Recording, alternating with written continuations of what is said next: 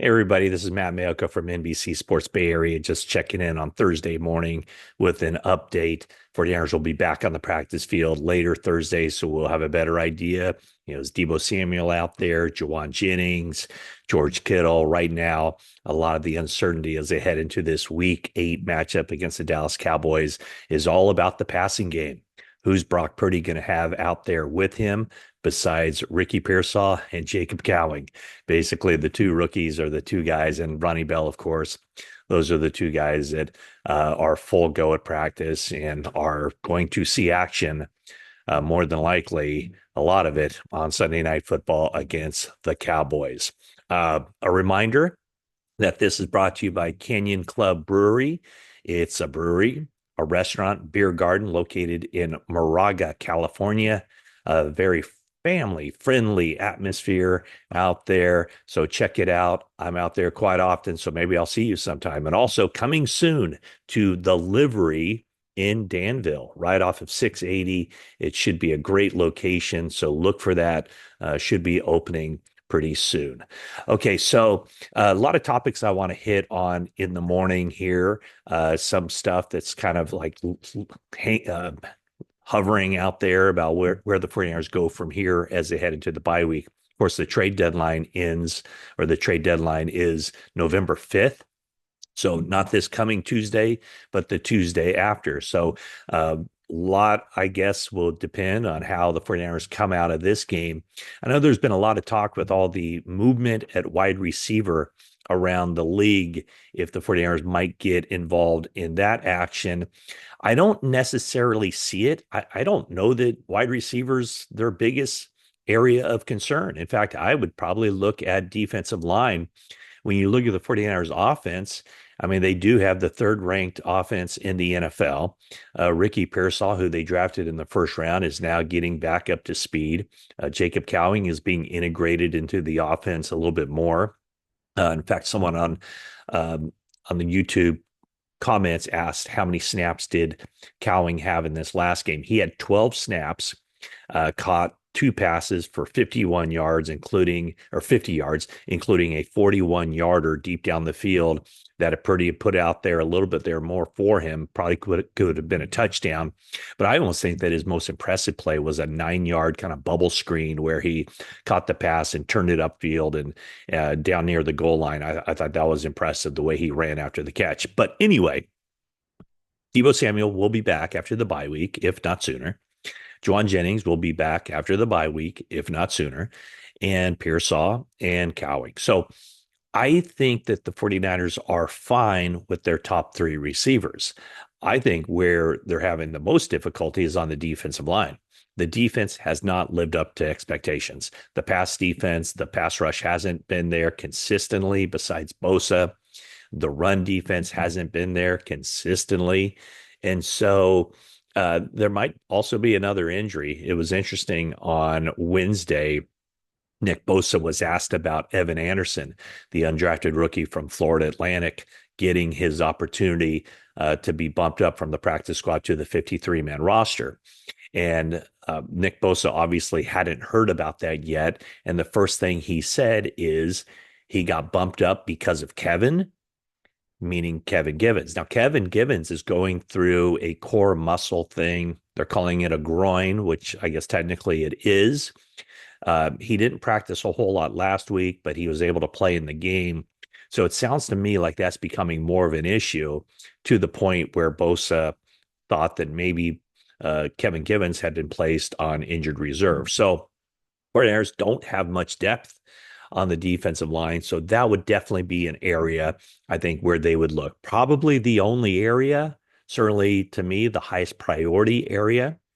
And if you recall, last year, they were able to get probably the big fish on the trade market in Chase Young.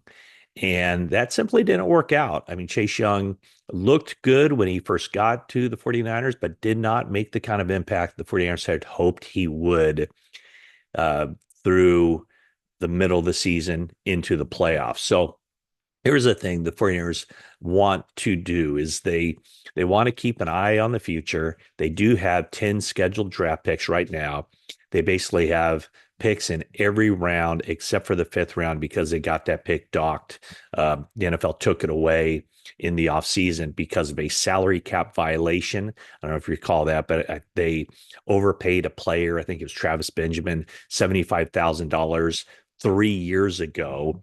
And so the NFL moved their scheduled pick at 131. That's in the fourth round to the end of that round, number 135. And then they took away their fifth round pick for the 2025 draft. However, 49ers will be getting a third round pick because they lost D'Amico Ryans as a head coach, part of their the NFL's incentive program for developing minority coaches. And then they are scheduled to get a couple or three compensatory picks, according to Over the Cap, which does a really good job of figuring out the NFL's compensatory formula. Overthecap.com has the 49ers scheduled to get a fourth round compensatory pick for Chase Young and two seventh round compensatory picks for Cleveland Ferrell and Ray McLeod, losing those players. So it's all about if the 49ers feel that they can get a player that helps them now without sacrificing too much for the future. So we'll see. I mean, they've been active, obviously, at the trade deadline for several years now. We'll see if they can make another splash or another addition. I wouldn't expect them, if they were to get a wide receiver, to get a big name, high caliber, big money guy. In fact, I wouldn't expect them necessarily to get a big money guy in the defensive line either. But it's just a matter of making those pieces fit and doing something that helps the team now and doesn't hurt them for the future. I could see, with some guys coming back. I mentioned the wide receivers who should be back, if not Sunday after the bye week, but Yetur Gross-Matos should be back at some point. And then we'll see what's going on with Kevin Givens. Okay, tying up loose ends as well. A couple of weeks ago, after the Jets fired Robert Saleh, a lot of questions. Will the 49ers bring Saleh to the coaching staff? My thought was no, for a couple of different reasons. The early reporting on that was that Robert Saleh said that he wanted to just take the time off and be with his family, which was fine. But we always know that people change their minds. My thought was that in order to help the 49ers defense, they weren't going to go out and get Robert Saleh because they already had Nick Sorensen as defensive coordinator, and then the person who could have been in the Saleh role, they already got, Brandon Staley. So to bring in another defensive coach to that mix, to me, too many chefs in the kitchen. I didn't see that happening. However, Robert Saleh is back in the NFL in some sort of unknown role. I guess it's not totally unknown, but also I think I'd noted that I didn't know that Robert Saleh would want to go back to Kyle Shanahan, the same staff, same head coach that basically he used as a platform to get the head coaching job with the Jets. I thought that he would probably want to go to another place, another system, another environment. And sure enough, no surprise, I don't think at all, that he ends up with his old buddy, Matt LaFleur, with the Green Bay Packers. Those two coached together in 2004 at Central Michigan. By the way, Joe Staley was on that team at Central Michigan. And then when LaFleur went to the Houston Texans, he recommended Saleh for an entry-level position there, and that was Robert Saleh's first foray into NFL coaching. So what LaFleur said on Wednesday about bringing Robert Saleh in to the building is that I think it's always a good deal to have the perspective, that defensive perspective on that side of the ball. So he's just taking a look at some things we're doing. In other words, Saleh is not working with Jeff Hafley, former 49ers defensive backs coach. He's not working with Jeff Hafley on the defensive side. He's working with his old buddy, Matt LaFleur, on the offensive side. So that's why I don't think that, to me, I'm not at all surprised that that would be the place that Robert Saleh would end up with a longtime friend. Green Bay, offensively, I think they're good. Sixth leading offense in the league. You could say, well, why wouldn't Kyle Shanahan want that? I mean, I think he's fine with the staff he has right now. It feels fine. The 49ers are third in the league in total offense. Where their issues are red zone, Maybe not third downs so much, but yeah, third downs. They did not do well on third downs against the Chiefs. Okay, a couple other things. I posted something earlier in the week about Brock Purdy, and my question was, why is he being held to a high standard? I don't know if I meant it quite that way. He should be held to a high standard. All quarterbacks in the NFL should be high standard. I guess what I meant more than anything was it seemed like instead of being held, like instead of presenting it as a negative thing that he's being held to a high standard, I think I meant it more as it just seems like there's a lower level of tolerance whenever he has a bad game. So just wanted to clear that up. What else do we got here? Um, Oh yeah, there are some questions, just or comments that I saw on the YouTube channel. I think the last video I posted, someone said, "I admire the Chiefs for getting their rookies involved early." And so this goes back to the draft pick thing. The 49ers had probably, I mean, it's early, so we'll see, but they probably had one of their better drafts, and I think that that was certainly an issue in the past where 49ers weren't willing to sacrifice the rookie mistakes because they had other players, veteran players that they felt more comfortable with in being able to carry out the assignments. But this year, we've seen a very dramatic shift in the 49ers thinking, maybe by necessity, that they're getting so many rookies out there into prominent roles. I mean, Ricky Pearsall, in his debut, played 48 snaps, 76% of the 49ers offensive plays.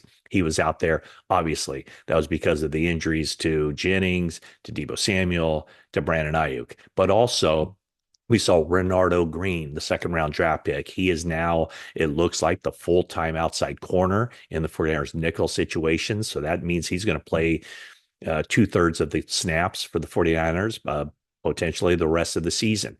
Dominic Puni, a starter from day one, and obviously doing a really good job, and somebody who has the versatility to play wherever they need him on the offensive line in future seasons. We're seeing Malik Mustafa starting and playing a lot. Jacob Cowing got his most playing time in that game against Kansas City. Isaac Garindo is showing that they can mix him in with Jordan Mason to spell him at running back. And then I mentioned Evan Anderson being promoted. Tatum Bethune is a special teams guy. And then Jalen Mahoney, another undrafted rookie, just like Evan Anderson.